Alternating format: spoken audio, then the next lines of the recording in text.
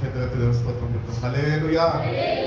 మంచి తండ్రి, కూడి వస్తూ మీ అందరికీ ప్రభు అయిన యేసుక్రీస్తు నామంలో హృదయపూర్వక వందనాలు తెలియజేస్తున్నాను. మరి లెఫ్ట్ ప్లేస్లో 14వ దినానికి మనము అందరం చేరి ఉన్నాము.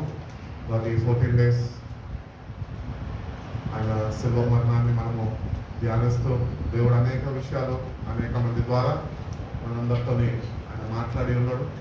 కాబట్టి ఇంకా కొన్ని దినాలు ఉన్నాయి. ఆ దినాల్లో కూడా ప్రభు తన పరిశుద్ధ వాక్యం నుంచి ఆయన మనతో మాట్లాడబోతుండగా మనం సిద్ధపరచుకొని ఆయన శిల్వని ధ్యానిస్తూ మన జీవితాన్ని ఆయనకి సమర్పించుకొని మనము కూడా క్రీస్తు శ్రమలలో వారి భాగస్థులై ఉండవలేను అని దేవుడు కోరుకుంటున్న రీతిగా దేవుడు మనందరినీ అటు రీతిగా నడిపించిన దాకా మంచిదండి. వాక్యంలోకి వెళ్ళే ముందు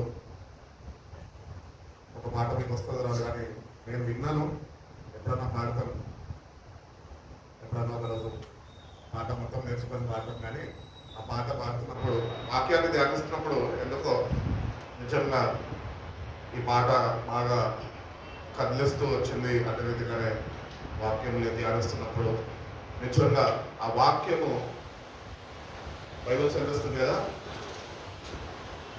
నా వాక్యము సుత్య వంటిది కాదా. కాబట్టి ఆ వాక్యాన్ని చదువుతున్నప్పుడు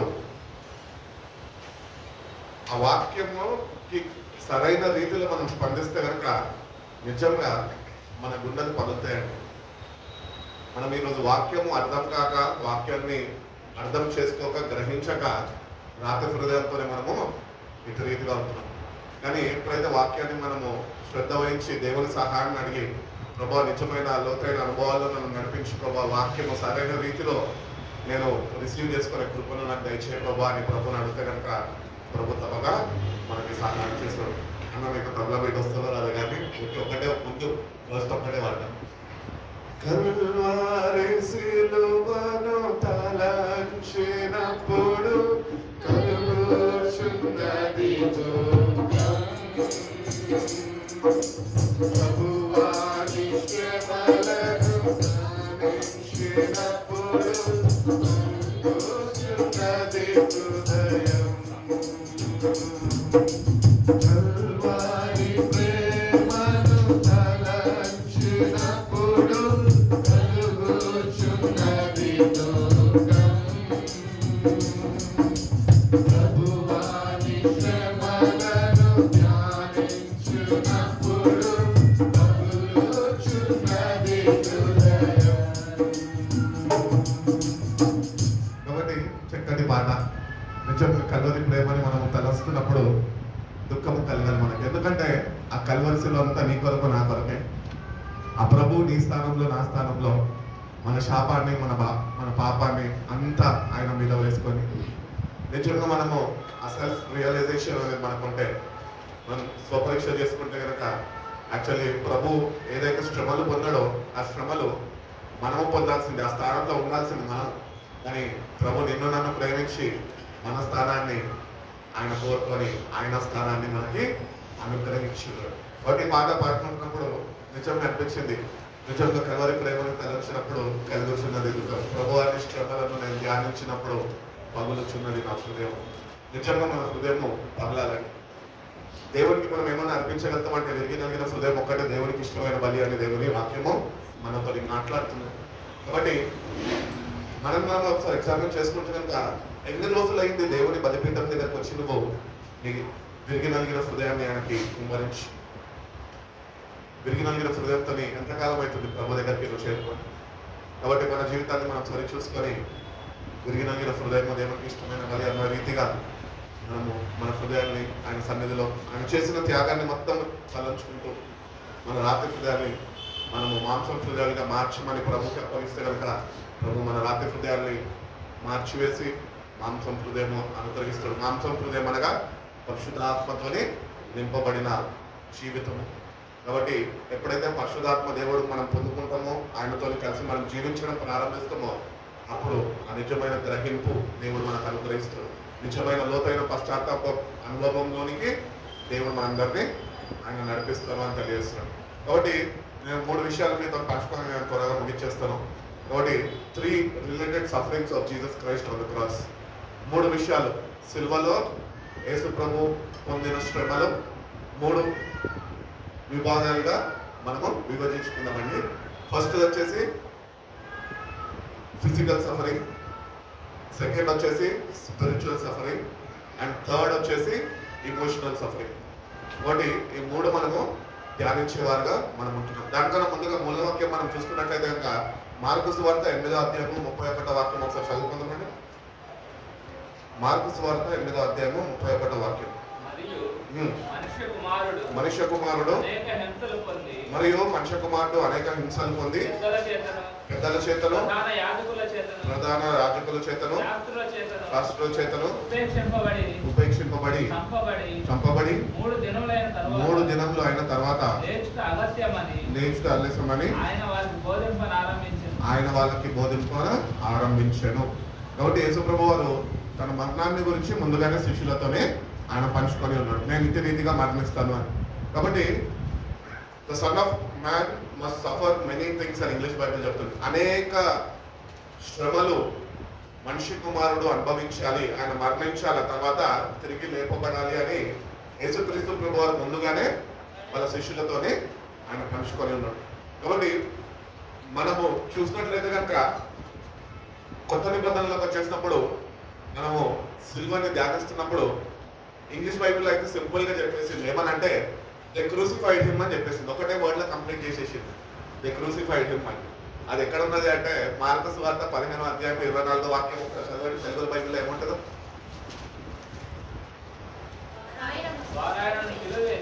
వారు ఆయనని సిలువ వేసి చీట్లు వేసి వాటిని పంచుకొనేవి. ఇక్కడ ఏమైనా తెలియజేస్తున్నది ఇంగ్లీష్ బైబిల్లో starting, and they crucified him, dividing up his clothes and casting lots to see each would get what each would get. కాబట్టి ఎవరెవరికి ఏది చెందుతుందో అది వాళ్ళు పొందుకుంటారని ఆయన సిల్వ వేసినప్పుడు వాళ్ళు ఆయన వస్త్రాన్ని చీటీలు వేసి పంచుకున్నారట. కాబట్టి మనము ఒక మాటని కానీ గమనిస్తే కనుక ఆయనని సిలువ వేసి ఆ చురుకరగా చెప్పేస్తున్నాం మనం. ఈరోజు సిలువ వేయబడ్డాడు, హీఈస్ క్రూసిఫైడ్ అని చెప్పేస్తున్నాం. కానీ క్రూసిఫిక్షన్ అనేది మానవుడు తట్టుకోలేనంత ఘోరమైన శిక్ష. ఆ శిక్షని యేసు ప్రభు వారికి వాళ్ళు అనుమతించున్నారు, వాళ్ళు యేసు ప్రభు వారికి ఆ శిక్ష విధిని ఇచ్చి ఉన్నారు. కాబట్టి కల్వరి సిల్వలో దయచేసి క్రూసిఫైడ్ అని చెప్పేసి బైబిల్ చెప్తున్నది. కానీ క్రూసిఫిక్షన్ అనేది it is a very terrible thing అనమాట. అది మనము ఊహించలేని ఘోరమైన బాధతోని కూడుకున్నది అనమాట. కాబట్టి నీ కొరకు నా కొరకు ప్రభు ఆ భయంకరమైన బాధని ఆయన అనుభవించి ఉన్నాడు. ఆ బాధని ఆయన సంతోషముగా నీ కొరకు నా కొరకు ఆయన అనుభవించి ఉన్నాడు. కాబట్టి ఫిజికల్ సఫరింగ్స్ లో మనం చూసినట్లయితే it was a terrible one. ద్వితీయోపదేశ కాండం మోషే ధర్మశాస్త్రంలో చూసినట్లయితే ఎవరైతే తప్పుతోని పట్టబడతారో వాళ్ళ మీద ఎప్పుడైతే నింద మోపబడుతుందో వాళ్ళు కొరడంతో కొట్టబడాలి. 1 తక్కువ 40 39 కొరడం దెబ్బలతో వాళ్ళు కొట్టబడి వాళ్ళు తర్వాత సిలువకి అప్పగించాలి. కాబట్టి ఆ మోషే ధర్మశాస్త్రంలో ఉంటున్న దాన్ని వీళ్ళు కూడా ఇక్కడ ఆచరిస్తూ యేసు ప్రభుని కూడా సిలువకు అప్పగించినప్పుడు 39 కొర్ర దెబ్బలతో ఆయన కొట్టి ఉన్నారు. కాబట్టి భయంకరమైన రీతిలో ఆయన శరీరము చీల్చబడ్డది, మాంసపు ముక్కలుగా అది చీల్చబడ్డది. ఇప్పుడు మనం మామూలుగా మనం చూసినట్లయితే మటన్ షాప్కి వెళ్తాం, కీమాని చూస్తాం, మటన్ తీసుకుంటాం, ఒక ముద్దలాగా ఉంటుంది, దాన్ని తీసుకొని మళ్ళీ కీమాకి మళ్ళీ హ్యాండ్ ఓవర్ చేస్తాం అనుకో, దాన్ని ఏం చేస్తున్నాడు, కత్తి తీసుకొని బాగా నల్లగొడతాడు. ఆ మాంసం ముద్ద కాస్త ముక్కలుగా తునాతునకలుగా అది చిట్లిపోవాలి. అట్టి రీతిగా ప్రభుని నీ కొరకు నా కొరకు కొరడాలతోని సిల్వకు అప్పగించక మునిపే ఆయన చిత్రవదన చేశారంట. కాబట్టి అంత ఘోరమైన బాధని నీ కొరకు నా కొరకు ఆయన కల్వరి సిల్వలో ఆయన భరించున్నాడు. అంత మాత్రమే కాక ఆనాడు సిల్వకి అప్పగించాలి. ఆనాడు బలిపోటు దొంగలను ఉంటుండే, భయంకరమైన నేరగాళ్ళు అనమాట, హంతకులు వాళ్ళని ఆ సిల్వ మరణానికి అప్పగిస్తుండే ఆ కాలంలో. అటు రీతిగానే ప్రభు ఏ తప్పు చేయనప్పటికీ కూడా ఆయన మీద నేరము మోపి ఆ బల్లిపోటుల దొంగలతోనితో సహా ఈయనను కూడా ఒక్కడిగా చేసేసి ఈయనని కూడా ఆ సిల్వకి అప్పగించారు. కాబట్టి క్రూసిఫిక్షన్ అంటే అది 3 మేకులతో కూడినది, 2 చెక్క ముక్కలతో కూడినది. కాబట్టి ప్రభు నీ కొరకు నా కొరకు 3 మేకులు 2 చెక్క ముక్కల మీద ఆయన కల్వరి సిల్వలో నీ కొరకు నా కొరకు ఆయన వేలాడ తీయబడ్డాడు. కాబట్టి మనం ఒకటి గుర్తించాలి. ఏంటి అంటే ఏదో ఒకటికే నన్ను ప్రభుని సిలువ వేశారు అంటే కాదు, ఆ సిలువ వెనకాల ఆయన పడిన శ్రమలు ఏంటి, ఎంత ఘోరముగా ఆయనని చిత్రవదన చేసి ఆయనని సిలువకు అప్పగించారు. ఆ రోజు గెత్సెమనే తోటలో ఆయన ప్రార్థన చేసుకొని ఆయనని యూదా ఇస్కరియోతు పట్టించినప్పుడు ఆ క్షణం నుంచి అధికారుల ఎదుట నిలబెట్టినప్పటి నుంచి ఆ రాత్రంతా కూడా ఆయన చిత్రవదన చేసినట్లు మనము లేఖనాల్లో మనం చూసుకుంటూ ఉంటాం. కాబట్టి హీ సఫర్డ్. ఎంత అంటే మన కొరకు ఆయన ఏ మనిషి అట్టి రీతిగా తను తాను అప్పగించుకున్నంత రీతిగా ప్రభు నిన్ను నన్ను ప్రేమించి తను తాను అప్పగించుకొని ఆయన మౌనము పాటించాడు. కాబట్టి దేవుని సిల్వ యొక్క శ్రమలలో ఫిజికలీ హీ వాస్ హ్యూమిలేటెడ్. బాగా అలసిపోయాడు ఆయన. అప్పటికి కూడా ఆయన నోరు ఏమాత్రము ఇప్పలేదు, ఆయన మౌనం పాటించాడు. నేను ఒకటి ధ్యానిస్తున్నప్పుడు అనుకున్నాను, ఆ రాత్రంతా అధికారుల ముందు పెట్టి ఆయన మీద లేనిపోయినవన్నీ నిందలు మోపుతూ ఆయన మీద అవమాన హేళన చేస్తూ ఆయనని గాయపరుస్తున్నప్పటికీ కూడా ఆ రాత్రంతా ప్రభు నన్ను ఆయన జ్ఞాపకము చేసుకొని ఉంటాడు.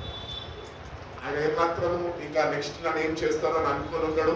ఇంకా నెక్స్ట్ నన్ను రేపు పొద్దున నన్ను ఎక్కడికి ఈడ్చుకొని వెళ్తారు, ఎక్కడికి నన్ను తీసుకెళ్ళి వీళ్ళు చంపేస్తారని ఏం అనుకొని ఉన్నాడు. కానీ ఎప్పుడైతే ఆయన చిత్రవదనకి అప్పగింపబడ్డాడో, తను తాను అప్పగించుకున్నాడో, అప్పటి నుంచి కల్వరి సిలువలో తండ్రికి తన ప్రాణంని అప్పగిస్తున్నంత వరకు కూడా ఆయన నిన్ను నన్ను ఆయన హృదయంలో భద్రపరుచుకొని ఆయన జ్ఞాపకాల్లో మనని ఉంచుకొని ఉన్నాడు.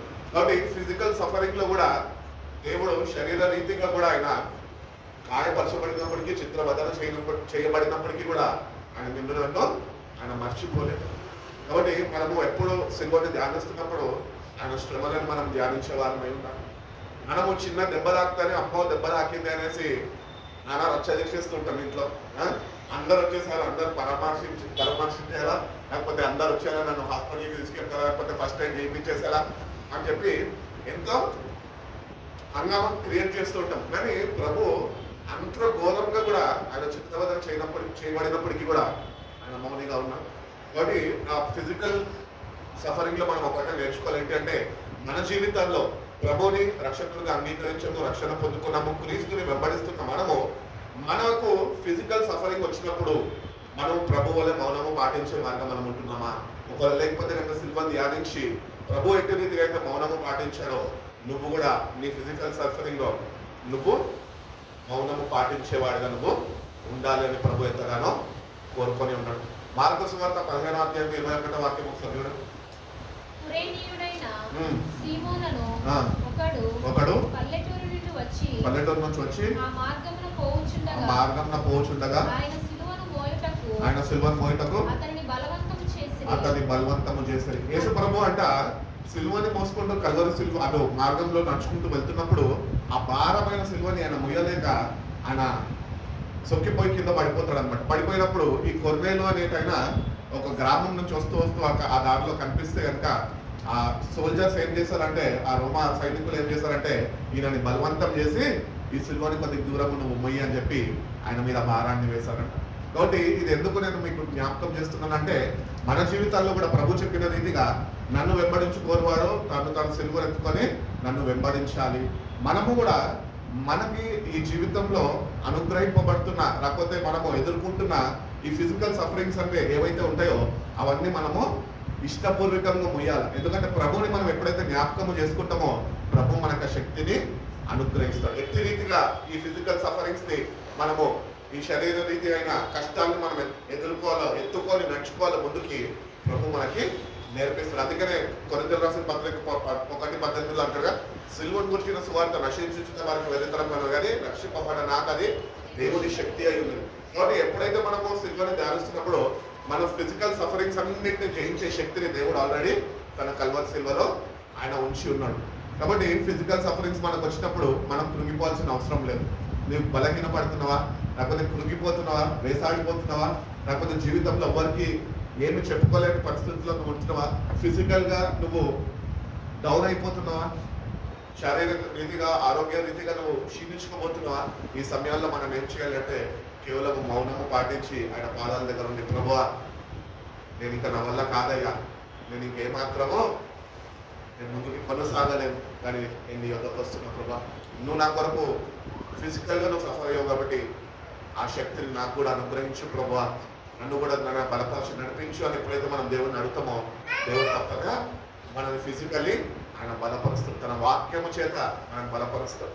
మనం ఫిజికలీ స్ట్రాంగ్గా ఉన్నా లేకపోయినా ఆత్మలో మనం బలపరుస్తూ మనం ఎటు రీతిగా ముందుకు కొనసాగించాలో ప్రభు మనకు నేర్పిస్తుంటారు. అటు రీతిగా మనం చూసుకున్నట్లయితే కనుక యోహాను సువార్త 20 నుంచి ఒకసారి చదువుకుంటుందండి. John chapter 20. యేసు వచ్చినప్పుడు అమ్మా 12 మందిలో ఒకడైన దిదుమ అనబడిన తోమా వారితో లేకపోయాను కనుక శిష్యులు మేము ప్రభువును చూసిమని అతనితో చెప్పగా అతడు నేను అతని చేతులలో మేకుల గుర్తులను చూచి మేకుల గుర్తులు పెట్టి నా చెయ్యి ఆయన ప్రక్కలో ఉంచితే గాని నమ్మనే వారితో చెప్పాను. దాని తర్వాత 8 దినములైన తర్వాత ఆయన శిష్యులు అలా లోపల ఉన్నప్పుడు తోమా వారితో కూడా ఉండెను. తలుపులు మూయబడి ఉండగా యేసు వచ్చి నిలిచి నీకు సమాధానం కలుగును గాక అనెను. తర్వాత తోమాను చూసి నీ వేలు ఇటు చాచి నా చేతులు చూడుము, నీ చెయ్యి చాచి నా ప్రక్కలో ఉంచి అవిశ్వాసి కాక విశ్వాసమై ఉండమనెను. అందుకు తోమా ఆయనతో నా ప్రభువా నా దేవా అనెను. యేసు నీవు నన్ను చూచి నమ్మితివి, చూడక నమ్మిన వారు ధన్యులని అతనితో చెప్పాను. ఎందుకు ఈ మాట జ్ఞాపకం చేస్తున్నంటే, తోమా అల్ప విశ్వాసంలో ఉన్నప్పుడు కూడా ప్రభు ఆయనని దర్శించినప్పుడు, ప్రభు వాళ్ళకి కనబడినప్పుడు తోమాకి చెప్తున్నాడు, నీ వేళ్ళు నా గాయాల్లో పెట్టి చూడు. నువ్వు ఇప్పుడు పెట్టి చూసావు కనుక నువ్వు నమ్ముతున్నావు తోమా, కానీ యేసు ప్రభు అంటున్నాడు, చూసి నమ్మిన వారు కంటే చూడకుండా నమ్మిన వారు ధన్యులు. కాబట్టి we are in the second category. మనం అందరము ఎవరము ధన్యులము. ఎందుకంటే యేసయ్యను మనం చూడలేదు, ఆయన గాయాలను మనం తాకలేదు, కానీ మనము ఆయన ఎందుకు విశ్వసిస్తున్నాము. ఎందుకంటే నా పాపాల కొరకు, నా శాపం కొరకు, నా స్థానంని ఆయన కోరుకొని కల్వరి సిలువలో తన ప్రాణాన్ని ఆయన దారపోస్తుంది. కాబట్టి we have a blessed life.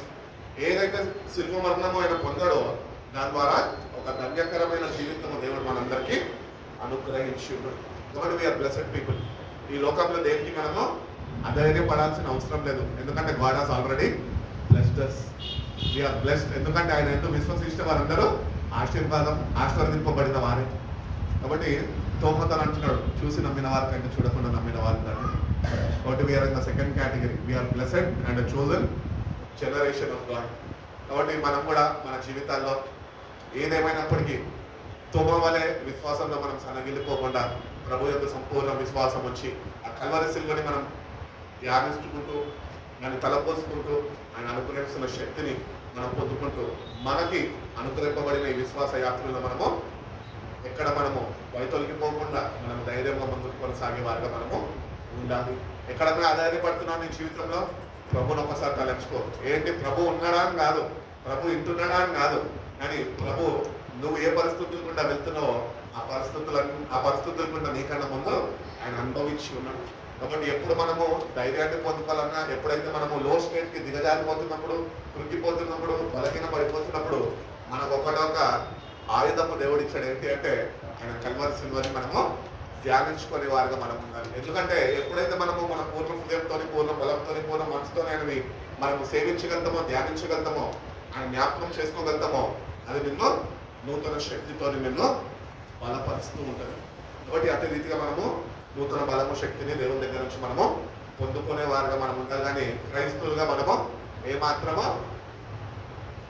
ఏమంటారు నిరాశ నిస్పృహ చెందద్దు, ధైర్యంగా ఉండాలి. ఎందుకంటే ఆయన సిల్వర్ మరణంని పొంది అంతవరకు ఆయన సహించుకున్నాడు. కాబట్టి మనం కూడా ఆయన దగ్గర నుంచి ఎన్నో విషయాలు నేర్చుకొని మనం కూడా మన జీవిత పోరాటంలో అనేక విషయాలు మనం ఎదుర్కొంటున్నప్పుడు, అనేక సమస్యల్ని మనం ఎదుర్కొంటున్నప్పుడు వాటిలన్నింటినీ ప్రభు ఎట్టి రీతిగా అయితే కల్వరి సిలువని సంతోషంగా జయించాడు, అట్టి రీతిగానే మనం అన్నింటినీ మన జీవితాల్లో ఎదుర్కొంటున్న అన్నింటినీ కూడా ఆయన సిల్వని జ్ఞాపకం చేసుకుంటూ అనుగ్రహిస్తున్న శక్తిని పొందుకుంటూ మన జీవితాలన్నీ కష్టాన్ని మనము సంతోషంగా జయించే వారమై జయ జీవితం ప్రభు దగ్గర నుంచి మనము పొందుకోవాలి. రెండోది మనం చూసుకున్నట్లయితే స్పిరిచువల్ సఫరింగ్, ఆత్మీయంగా కూడా ఆయన సఫర్ అయినాడు. స్పిరిచువల్ సఫరింగ్ మనం చూసుకున్నట్లయితే కనుక యెషయా గ్రంథం 53వ అధ్యాయం మన అందరికీ తెలిసిన వాక్యం అది ఒకసారి చూసుకుందామండి. 53:6. మనందరము గొర్రెల వలె త్రోవ తప్పిపోతుంది, మనలో ప్రతివాడు తనకు ఇష్టమైన త్రోవను తొలగెను, యెహోవా మనందరి దోషమును అతని మీద మోపెను. చాలండి. కాబట్టి ఇక్కడ చూసుకున్నట్లయితే the lord has laid on him the iniquity of us all. కాబట్టి మన ప్రతి ఒక్క దోషంనంతటి దేవాది దేవుడంట తన ప్రియ కుమారుడు మీద ఆయన మోపడానికి ఎంతగానో ఇష్టపడ్డాడు. కాబట్టి మనం ఒకటే గుర్తించాలి, ఏంటి అంటే మన పాపాలు మన శాపాలు అన్నిటినీ ఆయన మీద తండ్రి అయిన దేవుడు ఆయన మీద మోపడానికి ఎంతగానో ఇష్టపడ్డాడు. కాబట్టి మనం ఇంకేమాత్రము ఈ పాపము శాపంలో జీవించడానికి లేదు, కానీ అవి ఆల్రెడీ ప్రభు నీ కొరకు నా కొరకు మనందరి కొరకు ఆయన అనుభవించి ఉన్నాడు. కాబట్టి ఆ భారం అంతటి ప్రభు మీద తండ్రి అయిన దేవుడు వేసేసి ఉన్నాడు, మోపే ఉన్నాడు. అట్టి రీతిగానే దేవుడిని నమ్ముకున్న మనము మన జీవితాల్లో మన ప్రతి ఒక్క పాపము శాపము దాని భారం అంతటిని మనము ప్రభు మీద మోపే వారిగా మనము ఉండాలి. ఎందుకంటే ఆయన ఒక్కడే దాన్ని భరించేవాడై ఉన్నాడు. ఆయన ఒక్కడే భరించగలడు. ఇంకొకరు మన తల్లిదండ్రులు జన్మనిచ్చిన వారు, మన రక్త సంబంధాలు, మన స్నేహితులు, మన తోబుట్టులు కానీ ఎవరు భరించలేనంత త్యాగము ఆయన నీ కొరకు నా కొరకు చేసి ఉన్నాడు. ఒకటి దేవాతి దేవుడే తన కుమారుడు మీద ఆ భారాన్ని అంతటిని మోపడానికి సిద్ధపడి ఉన్నాడు. యెషయా గ్రంథకర్త ఆయన గురించి 850 సంవత్సరాల ముందే ప్రవచన వాకు ఆయన ప్రవచించి ఉన్నాడు. అది యేసు ప్రభు జీవితంలో అది నెరవేర్చడానికి వచ్చి ఉన్నాడు. కాబట్టి యేసు ప్రభు జీవితంలో అది నెరవేర్చబడ్డది. ఈరోజు యేసు ప్రభుని రక్షకుడిగా మనము అంగీకరిస్తున్నాము, అటు రీతిగా విశ్వసిస్తున్నాం. కాబట్టి మన జీవితాల్లో మనము మన శాపాన్ని, మన పాపాన్ని, మన భారాన్ని అంతటి ప్రభు మీద మోపేవారుగా మనం ఉండాలి అని దేవుడు ఎంతగానో కోరు. ఎందుకంటే మనము మోయడం, అందుకని పాట పాడుకోవడం, మోయలేక బ్రతుకు భారం మోచబోయెందరో అని పాట ఉంది కదా. కాబట్టి మనం ఈ బ్రతుకు భారాన్ని మనం మొయ్యలేమండి, కానీ ప్రభుతోని మనము మొయ్యగలుగుతాము అని దేవుడు తెలియజేస్తున్నాడు. ఎందుకంటే ప్రభు నీ స్థానాన్ని, నా స్థానాన్ని, మన శాపాన్ని, మన భారాన్ని అంతటిని ఆయన కల్వరి సిలువలో ఆయన మోసి ఉన్నాడు. కాబట్టి మనం కూడా మన జీవితాల్లో ఎటువంటి పాపములో ఉంటున్నా, ఎటువంటి శాపము నిన్ను వెంటాడుతున్నా, ఎటువంటి భారముతో నువ్వు నింపబడి ఉన్నా అని ప్రభు మీద నువ్వు మోపడము నేర్చుకునేవాడు వల్ల. అందుకనే అంటున్నాడు కదా, నీ భారం యెహోవా మీద మోపము అంటున్నాడు. మనం మోపాలండి, ఆయన మీద ఇచ్చేసి ఆయనకు అప్పగించేశారు. మన జీవితాన్ని ఎప్పుడైతే ఆయనకు అప్పగిస్తామో మన శాపము, మన పాపము, మన భారం అంతా ఆయన మీద ఆయన మోసుకొని మనని తేలికపరుస్తాడు, ఆత్మతో నింపుతాడు, వాక్యంతో వెలిగిస్తాడు, జీవ మార్గంలో మనని ఆయన నడిపిస్తాడు అని ఆయన తెలుస్తాడు. ఈరోజు మనము చాలా మంది ఆ జీవ మార్గంలో నడవకుండా వైదొలిగిపోతున్నాం. ఎందుకంటే ఆ శాపాన్ని, ఆ పాపాన్ని, ఆ భారాన్ని మనమే పోయదికి ఎన్నోసార్లు ప్రయత్నిస్తూ ఉంటాము. ప్రయత్నించేద్దాం, అది ప్రభువు అప్పగించమంటున్నాడు, ఆయనకు అప్పగించే వారిగా మనము ఉండాలి. ఎందుకంటే నిన్ను నన్ను రక్షించుకునే దానికి తను తాను ఇష్టపూర్వకంగా అప్పగించుకున్నాడు అంట కల్వరి సిలువలో. కాబట్టి మనం కూడా మన శాపాన్ని, మన పాపాన్ని, మన భారాన్ని సంతోషంగా ప్రభుకి ఏ దినమైతే నువ్వు అప్పగిస్తావో ఆ దినము నువ్వు తేలికపరచబడతావు. ఆ దినంలో నుంచి నువ్వు ఆ జీవ మార్గంలో నువ్వు నడుచుకోగలుగుతావు. కాబట్టి ఈ బ్రతుకు భారం అంతా ఏదైతే ఉన్నదో మన జీవితాల్లో ఇదంతటి ప్రభుకి మనం అప్పగించేస్తే ప్రభు మనని తేలికపరుస్తాడు. ఆ శాపం నుంచి, పాపం నుంచి, ఆ భారం నుంచి ఆయన తప్పించి ఆ విడుదల అనేది మనకి అనుకూలిస్తాడు. ప్రభువులను ఆనందిస్తూ ముందుకు కొనసాగేవాడిగా నువ్వు ఉండగలుగుతావు. అదే రీతిగానే స్పిరిచువల్ సఫరింగ్స్ లో మనం చూసుకున్నట్టు అదే యెషయా గ్రంథం 53వ అధ్యాయం 12వ వాక్యం ఒకసారి చూడండి. కావున నేను అతనికి పాలు పంచి పెట్టెదను, అతడు కొల్ల సొమ్ము విభాగించుకొనును. ఎలయనగా ఎలయనగా మరణము నొందునట్లు అతడు తన ప్రాణమును ఆయన ప్రాణమును ధారపోసెను. అతిక్రమము చేయువారిలో ఎంచబడి వాడాయను. అనేకుల పాపములను భరించుచు తిరుగుబాటు చేసిన వారిని గూర్చి విజ్ఞాపన చేశారు. He bore the sins of many అంట. అనేకుల యొక్క పాపంని ఆయన మీద మోసుకున్నాడట. అనేకుల మనము ఒకరమై ఉండాలి. సర్వలోక పాపంని మోసుకోపోవచ్చున దేవుని గొర్రెపిల్ల ఇదిగా అని యోహాను చక్కటి సాక్ష్యం ఇస్తూ ఉంటాడు. అంటే లోక భారం అంతా ఆయన మీద ఆయన వేసుకోవడానికి ముందుగానే సిద్ధపడి ఆయన ఉన్నాడు. దేవుని శక్తితో నింపబడిన వాడై ఉంటున్నాడు. కాబట్టి మన పాపాలన్నింటినీ ఆయన మీద వేసుకున్నాడు. అనేక మంది పాపాల్లో అక్కడ బైబిల్లో క్లియర్గా చెప్తున్నది. కాబట్టి అనేక మంది పాపాల్లో నిజంగా నీ పాపాలన్నీ కూడా నువ్వు ఆయన మీద మోపి ఉన్నావు ఈరోజు. లేకపోతే ఇంకా పాపాల మధ్యన పీడింపబడుతున్నావు, తిరిగిపోతున్నావు, ఇంకా దేవునికి దూరంగా వెళ్ళిపోతున్నావు, లేకపోతే దేవుని ప్రేమని ఇంకా అర్థం చేసుకోక ఆ కల్వరి సిల్వని నువ్వు చేరుకోలేకపోతున్నావు అని దేవుడు అంటున్నాడు. అనేక మంది పాపాలు ఆయన మీద మోపాడు. అనేక మంది పాపాల్లో మన పాపాలు కూడా ఆయన మీద మోపినప్పుడే ఆ విడుదల అనేది దేవుడు మనకి అనుగ్రహిస్తాడు. కాబట్టి మన పాపాలు మనము దేవుడికి అప్పగించే వారుగా ఉండాలి. అందుకనే తన అతిక్రమంలో కప్పుకున్నవాడు వర్దిల్లాడు, కానీ వాటిని ఒప్పుకొని విడిచిపెట్టేవాడు కనికరము పొందుకుంటున్నాడు. కాబట్టి ప్రతి ఒక్కటి ప్రభుకు అప్పగించేశారు. ప్రభా, నేను ఈ బలహీనతలో ఉన్నాయా, నేను ఈ అలవాటుల్లో ఉన్నాయా, నేను ఈ వ్యసనాల్లో ఉంటున్నాయా, ఇవన్నీ శాపము పాపంతో కూడినవయ్యా, ఇవన్నీ నేను ఇంకేమాత్రమో భరించలేనయ్యా, ఇవన్నీ నేను నీకు అప్పగించేస్తున్నాను. ఎందుకంటే నీ మీద ఆల్రెడీ అనేకుల పాపాలు మోపబడ్డాయి. కాబట్టి ఈ పాపాలు కూడా నేను నీ మీద మోపుతున్నాయా, నేను సంతోషంగా నీ జీవితంలో ఉంటున్న శాపాన్ని, పాపాన్ని, భారాన్ని అంతటినీ ప్రభుకి నువ్వు అప్పగిస్తే కనుక ప్రభు ఎట్టి రీతిగా ఆ విజయాన్ని పొందుతున్నాడో ఆ జీవితం నాకు కూడా దేవుడు అనుగ్రహిస్తాడు. యోహాను సువార్త 1:24-29 అంటాడు కదా. యోహాను అంటాడు కదా, ఏమంటాడు? మర్నాడు చూచి ఇదిగో లోక పాపమును మోసుకొని దేవుని గొర్రెపిల్ల నా వెనుక ఒక మనుషుడు వచ్చుచున్నాడు. చాలండి. కాబట్టి ఒక చక్కటి సాక్ష్యం ఇస్తాడు. సర్వలోక పాపంని మోసుకుపోవచ్చున్న దేవుని యొక్క గొర్రెపిల్ల ఆయన మీద మోసుకోవడానికి ఆయన ముందుగానే తండ్రి ద్వారా మనందరి రక్షణ నిమిత్తము ఆయన దేవుని ప్రణాళికలు ఆయన సిద్ధపరచబడి ఉన్నాడు. కాబట్టి అందరి పాపాలు ఆయన మీద మోపబడి ఉన్నాయని దేవుడు తెలుసు. ఈ లోకంలో ఎందరైతే ఆయన ఎందుకు విశ్వసించగలుగుతారో, ఎందరైతే నా స్థానంలో నా ప్రభు నా కొరకు చనిపోయి ఆ పాప శాపము భారం నుంచి నన్ను విడిపించాడని ఎందరైతే విశ్వసించగలుగుతారో, ఆ వ్యక్తి యొక్క పాపాలు, ఆ వ్యక్తి యొక్క శాపము, ఆ వ్యక్తి యొక్క భారము అంత ప్రభు మీద ఆయన వేసుకోవడానికి ఆయన ఇష్టపడుతున్నారు. కాబట్టి మన జీవితంలో కూడా ఏది ఉన్నప్పటికీ కూడా మన ఆధ్యాత్మికమైన జీవితంలో స్పిరిచువల్ వాక్లో మన భారాలన్నింటినీ ప్రభువుకి అప్పగించే వారుగా మనము ఉండాలి అని దేవుడు ఎంతగానో కోరుకుంటున్నాం.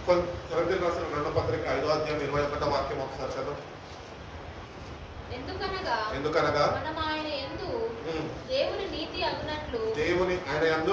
నీతి అగునట్లు పాపము ఎరుగని ఆయనను మన కోసము పాపముగా చేసెను. He made him who had no sin to be sin for us. కాబట్టి ఏ పాపము ఎరుగని దేవుణ్ణి మన కొరకు పాపముగా ఆయన మార్చేశాడు. దేవాతి దేవుడు నిన్ను నన్ను అంతగా ప్రేమించి ఆ పాపం వల్ల వచ్చే జీవితము మరణము అని బైబిల్ సెలవిస్తుంది. కాబట్టి ఆ పాపము నుంచి వస్తున్న మరణాన్ని తప్పించడానికి మన పాపము మన మీద మోపి మనం మరణానికి అప్పగింపబడకుండా ఉండడానికి దేవాతి దేవుడు ఏం చేశాడంటే ఏ పాపము ఎరగని ఆయన మీద సర్వ పాపాన్ని ఆయన మీద వేసి ఆయనని పాపిగా కల్వరి సిలువలో మార్చేసి ఉన్నాడు. కాబట్టి ఆయన పాపిగా కల్వరి సిలువలో నీ కొరకు నా కొరకు వేలాడ తీయబడ్డాడు. కాబట్టి ఈరోజు మనము దేవుని బిడ్డలుగా నీతిమంతులుగా మనము ఆయన రక్త ప్రోక్షణ ద్వారా తీర్చిదిద్దబడ్డము అని దేవుని వాక్యము మనకి సెలవిస్తుంది. హెబ్రీయుల రాసిన పత్రిక 9వ అధ్యాయం 28వ వాక్యం ఒకసారి చదవండి. అలాగుననే క్రీస్తు కూడా అనేకుల పాపములను భరించుటకు ఒక్కసారి అర్పింపబడి తన కొరకు కనిపెట్టుకొని ఉండు వారి రక్షణ నిమిత్తము పాపము లేకుండా రెండవసారి ప్రత్యక్షం రెండోసారి ప్రత్యక్షం అవుతుంది. కాబట్టి మొదటిసారి ప్రభు వచ్చినప్పుడు ఈ సర్వలోక పాపం అంతా ఆయన మీద మోపి ఒక పాపిగా ఆయన నింపబడ్డాడు, పాపంతో నింపబడ్డాడు. కానీ ఇప్పుడు ఎందరైతే ఆయన కొరకు కనిపెట్టుకొని ఉంటారో ఆయన దేవాతి దేవుడిగా పరిశుద్ధుడిగా ఆయన వాళ్ళ కొరకు రాబోతున్నాడట. అంటే మన పాపాలన్నీ ఆయనకు అప్పగించి దేవుడి కొరకు నీతిగా జీవిస్తూ నీతిమంతులు వాళ్ళలో ఒక్కరిగా మనం జీవిస్తూ ఆయన రాక కొరకు మనము ఎదురు చూసే వారమై ఉండాలి. ఇప్పుడైతే దేవుని కుమారుడుగా ఆయన దిగి వస్తున్నాడు. అప్పుడు కూడా దేవుని కుమారుడుగా వచ్చాడు కానీ పాపంగా చేయబడ్డాడు. ఎందుకంటే మన స్థానాన్ని ఆయన తీసుకున్నాడు, ఎక్స్చేంజ్ ఆఫర్ పెట్టాడు అనమాట. ఆయన నీతిని మనకి ఇచ్చాడు, మన పాపాన్ని ఆయన తీసుకున్నాడు. కాబట్టి ఈసారి అయితే అంత లోకాన్ని పరిపాలించడానికి ఆయన మళ్ళీ రెండోసారి ఆయన రాబోతున్నాడు. కాబట్టి మనము రక్షణ పొందుకున్నాము, శిల్వ మరణాన్ని మనము విశ్వసించాము, ఈరోజు ప్రభు రాక కొరకు ఎదురు చూస్తున్నాం. అదే నిలకడగా మనము ఎదురు చూస్తూ ప్రభు వచ్చేంత వరకు, ప్రత్యక్షమయ్యేంత వరకు మనము విశ్వాసాన్ని కాపాడుకుంటూ ఆయన కొరకు ఎదురు చూసే వారిగా ఉండాలి. అందుకని అంటున్నాడు కదా, అందరు పాపాలు తీసివేయడానికి ఒక్కసారి ఆయన బలియాగముగా అర్పింపబడ్డాడు. Christ was sacrifice once to take away the sins of many. ఎందరైతే ఆయన ఎందు విశ్వసిస్తారు. కొన్ని దగ్గరలో మనం చూసుకున్నట్లయితే మనకి కొన్ని క్లారిఫికేషన్స్, కొన్ని డౌట్స్, సందేహాలు వస్తూ ఉంటాయి. ఏంటంటే సర్వలోక పాపంను మోసుకుపోచున్న దేవుడి గొర్రెపిల్ల అని యోహాను సంబోధిస్తూ ఉంటాడు. మరి ఇక్కడ ఏమంటున్నాడంటే కొందరు పాపాలు అంటే ఎందరైతే ఆయన ఎంతో విశ్వసించి ఆయన రాక కొరకు ఎదురు చూస్తారో వాళ్ళు సిద్ధపాటు కలిగిన వారు, ఆయన చేత ఏర్పరచబడ్డవారు, ఆయన ఎందుకు విశ్వసించిన వారు, ఆయన రక్తము చేత అన్ని పాపాలన్నీ కడుక్కొని నీతిమంతులుగా ఆయన కొరకు జీవిస్తున్నవారు, ఆయన ప్రత్యక్ష కొరకు ఎదురు చూస్తున్నవారు. కాబట్టి మనం కూడా దేవుని యందు సంపూర్ణ విశ్వాసం వచ్చి ప్రతి ఒక్క పాపము యొక్క కాడి నుంచి మనము విడుదల పొందుకోవాలి. ఎప్పుడైతే మనం ప్రభు దగ్గరకు వచ్చి నిజమైన పశ్చాత్తాప హృదయంతో మనం దేవుని సన్నిధిలో కన్నీళ్లు ఇచ్చి, ప్రభా నేను పాపినయ్యా, ఈ పాపం నుంచి నేను విడుదల పొందుకోలేకపోతున్నా ప్రభా, ఈ పాపం నుంచి నాకు విడుదల కలిగజేయి, నువ్వు ప్రత్యక్షమయ్యే గడియ ఆసన్నమైపోతున్నాగా ప్రభా, నేను ఇంకా ఈ పాపంలో పట్టబడే ఉండడానికి వీలు లేదు కానీ ప్రభా, నాకు విముక్తిని కలిగజేయి ప్రభా, నన్ను వెట్టించు ప్రభా, నీ పరిశుద్ధ రాకడ కొరకు, నీ ప్రత్యక్షత కొరకునైనా నేను నిందారహితుడుగా నీతిమంతుడిగా నేను తీర్చిదిద్దు ప్రభా, నీ అందరూ అట్టి విశ్వాసం నేను కలిగి జీవించి ఈ పాపాన్ని జయించే శక్తిని నాకు ఇవ్వు ప్రభా అని ప్రభుని బ్రతుకులాడుకుంటే వేడుకుంటే కనుక ప్రభు తప్పక ఏ పాపం చేత అయితే మనం బంధింపబడుతున్నామో, పీడింపబడుతున్నామో, దేవుని పాపం చేత అయితే మనము విడుదల పొందుకోలేకపోతున్నామో వాటి నుంచి దేవుడు నీకు విడుదల కలుగజేస్తాను అని దేవుడికి. పేతురు రాసిన మొదటి పత్రిక 2:24 వాక్యం ఒకసారి చదువుతున్నాను.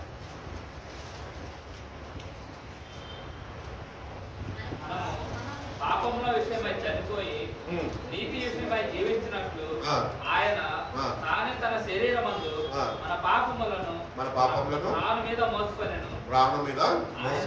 ఆయన పొందిన గాయాల చేత మీరు స్వస్థత నొందితిరి. కాబట్టి he himself bore our sins in his body on the cross. మన ప్రతి ఒక్క పాపంని ఆ కల్వరి సిలువలో ఆయన ముందుగానే ఆయన భరించి ఉన్నాడు. దాని మీద జయాన్ని పొందుకొని ఉన్నాడు. ఈరోజు మనం ఆయన ఎందుకు విశ్వసిస్తే మనం కూడా ఏ పాపం చేత పట్టబడి ఉన్నామో, ఏ పాపం చేత విడుదల కొరకు ఎదురు చూస్తున్నామో, దేవుడు నన్ను విడిపిస్తాడని విశ్వాసంతో నిరీక్షణతో ఎదురు చూస్తామో వాటి నుంచి దేవుడు మనకి విడుదల కలుగజేస్తాడన్న. కాబట్టి మనం ఇంకా పాపంలో ఉండడానికి ఏమాత్రమో వీలు లేదు. నీ పాపాన్ని నువ్వు ఆయన సిలువకి అప్పగించేసాడు. నువ్వు కూడా సిలువ వేయబడాలి. నీ ప్రతి ఒక్క పాపంని ఆయన చేతికి అప్పగించినప్పుడు నీకు ఆ విడుదలను దేవుడు నీకు అనుగ్రహిస్తాను అని తెలియజేస్తున్నాడు. అదేవిధంగా మనం చూసుకున్నట్లయితే మత్తయి సువార్త 20:28 వాక్యం అంటాడు కదా, 20:28 వాక్యం. అలాగే మనుష్య కుమారుడు పరిచారం చేయించుకున్నకు రాలేదు కానీ పరిచారం చేయుటకును అనేకులకు ప్రతిగా విమోచన క్రయధనముగా తన ప్రాణమునిచ్చుటకు వచ్చెనని చెప్పారు. Jesus himself said, the son of man did not come to serve but to be served and give his life for a ransom for many. కాబట్టి అనేకుల కొరకు క్రయధనముగా తను అప్పగించుకున్నాడు. కాబట్టి మనము మన జీవితాల్లో దేవుడిని వెంబడిస్తూ రక్షణ పొందుకున్న మనం ఏమనుకుంటామంటే ఓడ వచ్చి మనకు సర్వ్ చేయాలనుకుంటాం. ఒక సర్వర్ ఉండాలి, ఒక టేబుల్ దగ్గర పోగానే వాడు రావాలి అనుకుంటాం. ప్రభు అటు రీతిగా ఆలోచన కలిగి లేడు. కానీ ఆయన మన కొరకు మన స్థానాన్ని ఆయన కోరుకొని మన శిక్షని ఆయన మీద వేసుకొని ఆయన మన కొరకు ఒక పరిచారకుడుగా ఆయన వచ్చి దేవతే దేవుడే కానీ అంతగా తను తాను తగ్గించుకున్నాడు, రిక్తునిగా మార్చుకున్నాడు అట్లా బైబిల్ చెప్తున్నాడు. ఒకటి క్రయధరంగా మన కొరకు తను తాను అప్పగించుకొని అనేకుల పాపాల కొరకు తను తాను అప్పగించుకొని మనని విమోచించుకొని ఉన్నాడు అని దేవుని వాక్యము సెలవుస్తుంది. యోహాను రాసిన మొదటి పత్రిక 2:2 అంటాడు కదా, మొదటి యోహాను రాసిన పత్రిక, ఆయన మన పాపములకు శాంతికరమై అన్నాడు. ఆయననే మన పాపములకు శాంతికరమై ఉన్నాడు. He is the atoning sacrifice for our sins. కాబట్టి మనిషికి ఈరోజు శాంతి లేదు. ఎందుకు మనిషికి ఈరోజు శాంతి లేదు అంటే మనిషిలో ఏమున్నది? పాపం ఉన్నది. ఆ పాపము ఆ మనిషిలో ఉన్నంత వరకు ఆ మనిషి శాంతిని పొందుకోలేడు. కాబట్టి నువ్వు దేవుడిస్తున్న శాంతిని నువ్వు కలిగి జీవించాలంటే కనుక నీలో ఉంటున్న ప్రతి ఒక్క పాపాన్ని నువ్వు ఆయనకు అప్పగించినప్పుడు దేవుడు అంటాడు కదా, నా శాంతిని నేను మీకు ఇస్తున్నాడు, ఈ లోకం ఇచ్చే శాంతి కాదు అంటున్నాడు. కాబట్టి దేవుడు ఇస్తున్న శాంతిని మనం పొందుకోవాలంటే కనుక మన ప్రతి ఒక్క పాపాన్ని మనము అప్పగించాల, సిల్వకి వేలాడ తీయాల, ప్రతి ఒక్కటి ఆయనకి అప్పగించేసి దేవుడు అనుగ్రహిస్తున్న విడుదలను మనము పొందుకోవాలి. దేవుడు అనుగ్రహిస్తున్న నెమ్మదిని, సమాధానాన్ని మనము కలిగి జీవితం. ఈరోజు క్రైస్తవ జీవితాల్లో మన జీవితాల్లో మనం చూసుకుంటే నెమ్మది లేదు. ఎందుకు? దేవుడితో సమాధానం పరచబడలేదు. ప్రభు అయితే దేవుడితో మనం సమాధానం పరచాడు, కానీ ఇప్పటికి కూడా నేటికి కూడా మన జీవితాల్లో పాపము అనే అడ్డు కూడా మనకి దేవుడికి మనకి అడ్డుగా ఉంటున్నది. కాబట్టి ఈ పాపము అనేది ఏదైతే అడ్డుగా ఉంటుందో దేవుడు అనుగ్రహిస్తున్న నెమ్మదిని మనము ఏమాత్రం కలిగి జీవించలేదు. ఎందుకంటే ఈ పాపము నిన్ను నెమ్మదిగా ఉంచదు, నీకు నిద్ర పట్టనీయదు, నిన్ను నెమ్మదిగా కుదురుగా ఉండనీయదు, అనాలోచనగా నిన్ను నడిపించేస్తుంటది, ఏవేవో ఆలోచనలో నిన్ను నింపేస్తుంటది. ఈ లోకము భారం అంతా, నీ ఫ్యూచర్ ఏం కాబోతున్నది, నువ్వు ఏమైపోతావు, నీ జీవితం ఏంటి అని ఎక్కడ లేని ప్రశ్నలన్నిటితో నిన్ను నింపేసి నిన్ను ఆఖరికి నాశనం చేయడానికి కంకణం పెట్టుకొని ఉంది. అంటే రీతిగా కాక మనం ఒకరికొకరు గుర్తించాలి. ఏంటి అంటే మన కొరకు మన శాపాన్ని, మన పాపాన్ని అంతటి క్రమం మోసాడు. కాబట్టి మనని ఇంకా మన జీవితాల్లో ఇంకా ఏ పాపం అయితే మనని ఇంకా వేధిస్తున్నదో, ఏ పాపం అయితే మనం విసిగిస్తున్నదో, పీడిస్తున్నదో, వెంటాడుతున్నదో అది మనం ఈరోజు ప్రభు యొక్క సిల్వకి తీసుకొని వచ్చి ఆయన సిల్వని చేరుకొని ఆయన సిల్వకి అప్పగించేసినప్పుడు ప్రభు బలియాగము ద్వారా ఆ సమాధానము అనేది మన జీవితాల్లో దేవుడు మనకి అనుగ్రహించగలరు. అందుకనే ఆ సమాధానము మనకు కావాలి. యేసుక్రీస్తు ప్రభువారు is a bridge between God and our self. ఆ బ్రిడ్జ్, ఆ సమాధానం అనే పీస్ అనే బ్రిడ్జ్ మనము కోల్పోయి ఉన్నాము, దాన్ని పొందుకోలేకపోతున్నాం. ఎందుకంటే పాపంలో ఇంకా మనం పట్టబడి ఉన్నాం.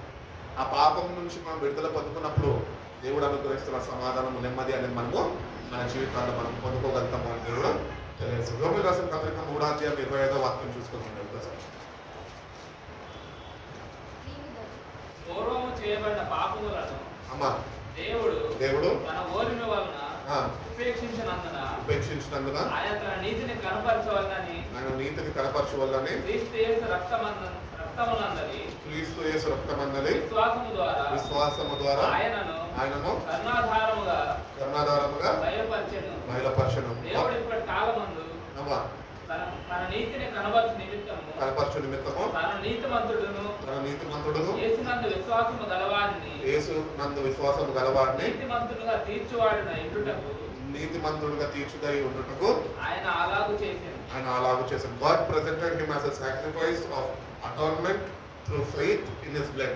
ఆయన రక్తమందు మనము విశ్వసించే వారుగా మనం ఉండాలి. యేసునందు విశ్వసించడం కాదు, ఆయన కార్చిన రక్తమందు మనము విశ్వసించే వారమై ఉండాలి. He did this to demonstrate his justice because in his forbearance he had left the sins committed before and unpunished. మనము ఏవైతే పాపాలు చేసి ఉన్నామో, ఏవైతే పాపాలు చేయబోతున్నామో అన్నిటి నిమిత్తము తను తాను ముందుగానే దేవాతి దేవుడు ఆయన మీద మన పాపాలన్నిటినీ మోస్తున్నాడు. జగత్ పునాది వేయబడక మునుపే, ఈ భూమి సృష్టింపబడక మునుపే దేవుని యొక్క విశ్వ ప్రణాళికలో మనల్ని రక్షించుకునేదానికి ప్రభు కల్వరి సిలువలో బలియాగమైనాడు. కాబట్టి మనం ప్రతి ఒక్క పాపము మనం ఆయన కార్చిన రక్తము చేత మనం కలుపుకోవాలి. అట్టి విశ్వాసంతో ఆయన యొద్దకు రావాలి. నీలో విశ్వాసం ఉండి ప్రభు యేసయ్య నిజమైన దేవుడు అని రక్షణ పొందేసుకొని ప్రభు నన్ను క్షమిస్తున్నట్టు కాదు, ఆయన రక్తమందు విశ్వసించాలి. You have to put your faith in the blood of the lamb. ఆయన కార్చిన గొర్రెపిల్ల రక్తమందు నువ్వు ప్రకటన గ్రంథంలో ఉంటుంది కదా, వీళ్ళు మహాశ్రమల నుంచి వచ్చి గొర్రెపిల్ల రక్తములో వాళ్ళ వస్త్రాల్ని వాళ్ళు ఉతుక్కున్నారంట. మనము కూడా అంతే, అట్టి విశ్వాసాన్ని, ఎందుకంటే ప్రభువుని చేరుకుంటున్న మనము, ప్రభు దగ్గరకు వస్తున్న మనం, ప్రభుని ఆరాధిస్తున్న మనము, ప్రార్థిస్తున్న మనము, ఉపవసిస్తున్న మనము, ఆ ప్రభు కార్చిన రక్తమందు విశ్వాసము లేకపోతే మీ పాపాలు ఏమాత్రం తుచ్చివేయబడవు, క్షమించబడవు. ఆయన కార్చిన రక్తము చేత, ఆయన గాయాల చేత మీకు స్వస్థత, ఆయన కార్చిన రక్తము చేత మీకు విడుదల ఉన్నది అని వాక్యం సంధిస్తున్నది. కాబట్టి we have to profess our faith in the blood of God. ఆయన కార్చిన రక్తము యందు మన సంపూర్ణ విశ్వాసము మనము కనపరిచేవారమై ఉండాలి. నా ప్రభు దగ్గరికి వచ్చినప్పుడు ఆయన కార్చిన రక్తము చేత నా ప్రతి ఒక్క దాన్ని ఆయన నన్ను కడిగి వేస్తాడు, తుడిచి వేస్తాడు, నన్ను క్షమిస్తాడు.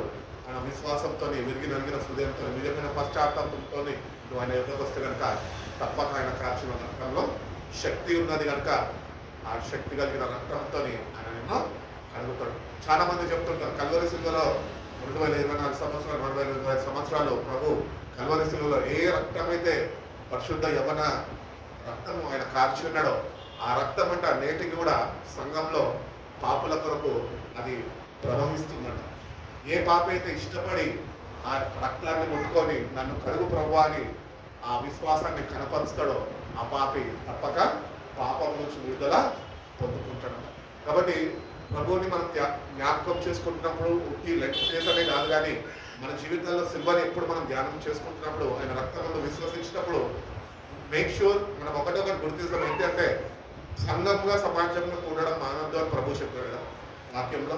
కాబట్టి ఆయన వస్తున్నప్పుడు ఆయన ఆత్మస్వరూపిగా, వాక్య స్వరూపిగా ఉన్నాడు. అంత మాత్రమే కాక ఆయన మనలో విశ్వాసం ఉంచి ఉన్నాడు. ఆయన విశ్వాసం ఇచ్చి ఉన్నాడు కనుక విశ్వాసంగా ఉంచుతున్నాం జీవిస్తున్న మనము ఈరోజు మన పాపాలు ఎట్టి రీతిగా కడుక్కోవాలంటే ప్రభు యొక్క రక్తము నేటికి కూడా సంఘంలో ప్రవహిస్తుంది. ఆ రక్తము చేత మనము కడగబడాలి అని మనం విశ్వాసంతో ఆయన దగ్గరకు వస్తే కనుక ఏ రక్తం అయితే ఆనాడు కల్వరి సిలువలో నీ కొరకు దారపోస్తాడో అదే రక్తం మీరు సంఘంలో ప్రవహిస్తుండగా అది నీ ప్రతి ఒక్క ఘోర పాపం నుంచి నిన్ను అది కడిగి వేస్తుంది. నిన్ను దేవుని దృష్టికి అంగీకారమైన జీవితం అనుగ్రహించే నీతిమంతుడిగా నిన్ను తీర్చిదిద్దాడు. కాబట్టి దేవుని రక్తంలో శక్తి దాగి ఉన్నది అని మనం ఎప్పుడు మర్చిపోవద్దు అని దేవుడు కోరుకుంటున్నాడు. ఫస్ట్ ఒకటి చదువుకున్నాం కదా, ఫస్ట్ది స్పిరిచువల్ సఫరింగ్, ఫిజికల్ సఫరింగ్ చదువుకున్నాం. సెకండ్ది స్పిరిచువల్ సఫరింగ్. ఇప్పుడు థర్డ్ వచ్చేసి ఇమోషనల్ సఫరింగ్. ఇమోషనల్ సఫరింగ్ లో మనం చూసుకున్నట్లయితే దావీదు గురించి దేవుడు ఒక చక్కటి సాక్ష్యం ఇస్తుంటాడు. ఏంటంటే దావీదు నా హృదయానుసారుడు అని. దేవుని యొక్క హృదయానుసారం అంటే దేవుని యొక్క హృదయాన్ని ఎరిగిన వాడు. దావీదు 22వ కీర్తనలో రాస్తూ ఉంటాడు. ఒకసారి చదవండి, కీర్తన 22.